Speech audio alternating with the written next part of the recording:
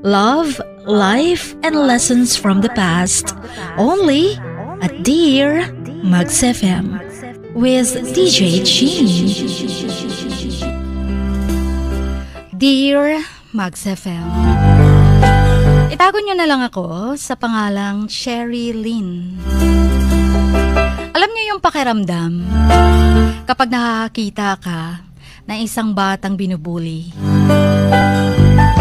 Alam mo yung pakiramdam na nilalait ka ng mga tao sa paligid mo at wala kang kalaban-laban. Ang kwento kong ito ay babahagi ko na sarili kong karanasan upang matauhan man lang ang mga mapanglait na mundo, mapanglait na mga tao sa paligid nyo.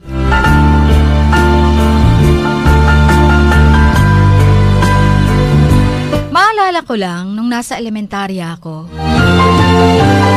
sobra kong bibong bata. Sobrang outgoing, sobrang matabil, sobrang maraming ginagawa at maraming kaibigan. Pero nang nagsimula na ako sa high school, yung ibang older kids sa school ay nagsimula nang ibuli ako. Tuksuhin ako, laitin ako. Kasi nga, galing bukid ako. Kaya tingin nila sa akin, napakahirap na. Dagdagan pa ng medyo pagkabadoy kong pananamit. Lahat ng mga kaibigan ko mula elementarya, iniwan ako. Ayaw nilang makita ako at makita sila na kasama ako. Sa school namin, halos lahat ng bagay ay all about money at all about brands ng mga damit. Parang pera na ang pinapairal sa school. Kaya yung walang kapera-pera, sorry na lang. Laging subject ng tuksuhan. Laging object ng panlalait. Kukunti lang naman kaming medyo mahihirap talaga. Ako naman itong medyo masakitin, tapos makapalang glasses, at talagang pangit kung titingnan. Pangit pang manamit kasi wala naman akong pambili ng bagong damit. At halos lahat pinagtatawanan ako. Nababaduyan sa akin, napapangitan sa akin. Tapos may isang lalaki na nasa older section or higher section. Higher grades ba? Sinimulang sundan ako ng sundan kahit saan. One time pa nga nag-excuse ako sa klase. Nakita niya ako. Pero hindi niya alam ihing-ihi na ako nun. Pero dahil punong-puno ang CR at ihing-ihi na ako, pumunta ako sa likuran ng school, kung saan hindi naman masyadong nakikita ng mga tao. Hindi ko na napigilan, umihi ako doon. Siyempre dahil parang wala pa naman akong bait at ihing-ihi na ako, kesa naman mabasa ang panty ko sa pag-ihi. Doon ako umihi sa likod. Ang hindi ko alam, sinundan ako ng lalaking ito. At nakita akong nakaupo na umiihi. Umalis ba naman siya na tumatawa nung nakita ako? Halos ayoko nang pumasok sa school ulit. Kasi alam ko, pinagchichismisan na naman nila ako. Na kesyo umihi ako sa likod ng school. Na kesyo ganito, kesyo ganyan. Wala naman kasi akong choice. Punong-puno ang CR. Marami pang out of service. Nagsimulang tinatawag na akong Miss Mapanghe. Tinutukso na nila ako, tinatawag na sa hindi ko pangalan na kung ano-ano lang. Kinukuha ang bag ko, tinitingnan kung ano ang laman, sinisilip ang baunan kung ano ang ulam. I started the rumors about me na hindi talaga maganda. Sobra-sobrang panlalait at pambubuli ang naranasan ko. Isang araw nun, naglalakad ako pauwi sa bahay. Malayo pa kasi ang lalakarin pauwi sa amin. Sinusundan-sundan ako ng mga kalalakihang estudyante din. Tinutukso-tukso. Pinagtatawanan. At alam ko ang lalaking yun na nakakita sa akin, yun ang unang nagkalat ng chismis. Hanggang sa wala na talagang gustong lumapit sa akin. Laging mag-isa at walang gustong tumabi sa aking upuan. No one wanted to be friends with me anymore. Nagkaroon din ako ng 2 seatmates. Minsan. At nakakausap ko din kahit papano. But they started making up rumors about me na rin. Ewan ko ba, wala naman akong ginagawang masama.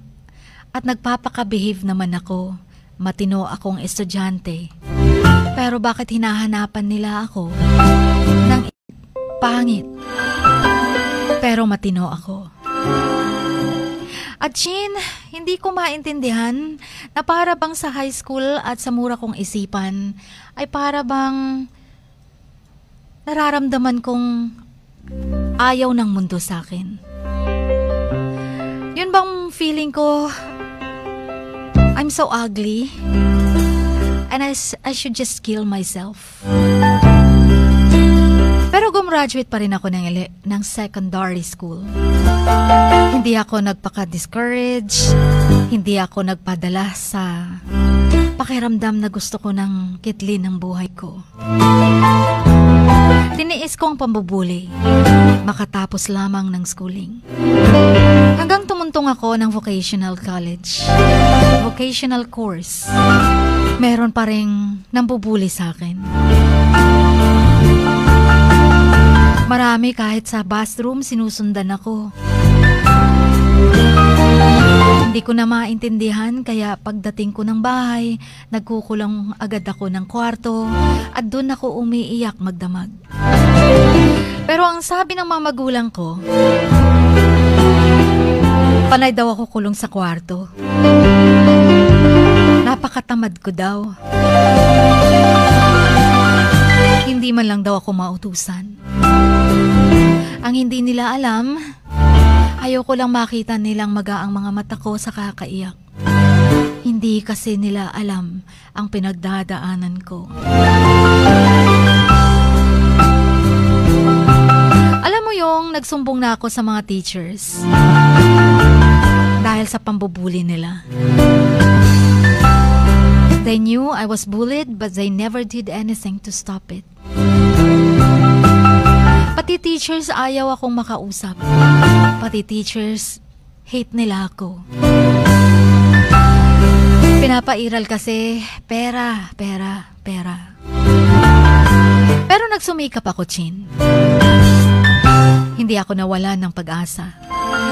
Nagsilbing challenge sa akin ang pambubuli nilang lahat. Sabi ko, hindi ako forever na magiging baduy. Hindi ako forever magiging mahirap. Kaya magpapakatino akong estudyante na makagraduate with honors.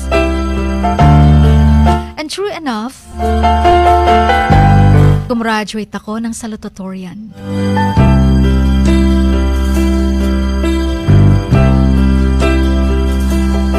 Pagdating ng college, nag-cum laude. Bagong graduate lang ako, Chin. BS Ed. At ngayon ay naghahanda para makapag-board exam. Pero, bago pa ako gumraduate, nawala ang nambubuli sa akin. Dumating kasi ang ate ko, galing abroad, at umayos ang pamumuhay namin. Ibinigay niya sa akin ang lahat ng kailangan ko. Nagbago pati pananamit ko at itsura ko. Pinaganda ako ng ate ko. Kaya yung mga pambubuli napalitan ng admiration. At dahil din sa talino ko siguro, nagsitabi na lahat ang mga bullies.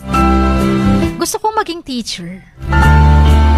Kaya BS Ed ang kinuha ko dahil gusto kong turuan ang mga estudyante ko na paano mag-behave, paano magkaroon ng magandang asal, na huwag pamarisa ng mga bullies dahil dinanas ko na yon. At alam mo ba, ayoko namang sabihin, ayoko ding magyabang. Pero yung mga nambubuli sa akin, ang iba hindi nakagraduate, ang iba nagsasuffer na sa kahirapan dahil ang mga magulang nalugi ang business. Habang papalubog sila, ako naman ang umaangat.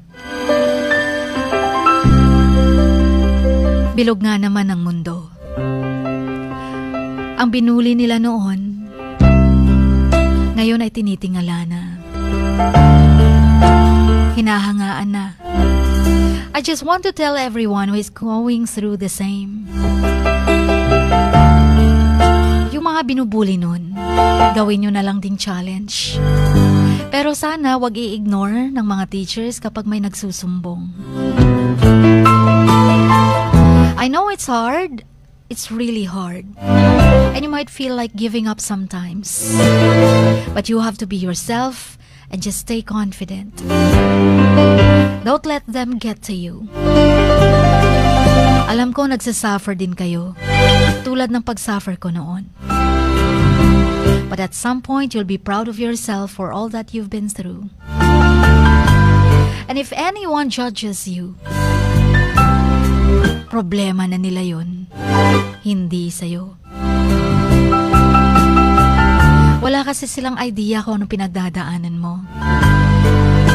Pero kung papaapekto ka, ikaw ang talo. Those people have no idea what you've been through, and they probably couldn't even take it. But you had to take it. And you're still here going on with your life, and that's why you can be proud of yourself. Chin, hanggang dito na lamang. Sana'y napulutan ng aral at no to bullies. Do not tolerate bullies. Hanggang dito na lamang, lubos na gumagalang, Cherry Lynn, and soon to be a teacher.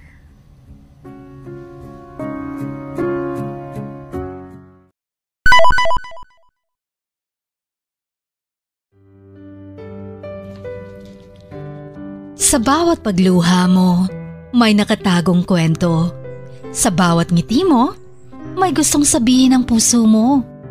At sa likod ng iyong halakak at maging sa pagkabiko mo, may mensaheng nakabalot sa iyong pagkatao. At ang tanging nais mo lamang ay mapakinggan ang mga ito ng buong mundo. Dear Max FM with DJ Chini. Life has got all those twists and turns. Stand up for what you believe in. What lies behind you and what lies in front of you pales in comparison to what lies inside of you. Dear Max FM with DJ Chini. Sabi nga nila, ang pagsusulat kapag masyado mong diniinan hanggang sa susunod na pahina ay nagmamarka. Katulad ng pagmamahal, kapag masyado mong ibinigay ang lahat, yung sakit na gawa ng nakaraan, dala pa rin hanggang kasalukuyan. Dear Max FM, you own your story and you are the author of your own book of life. Don't let others write your script, but let others hear your story and make them inspired. Kaya sumulat na, maging bahagi ng aming programa, Dear Max FM with DJ Chini, tuwing Lunes hanggang Biyernes, 1:00 hanggang 3:00 ng hapon sa Max News FM, Sock Sargent. Love, life, and lessons from the past, only at Dear Max FM with DJ Chini.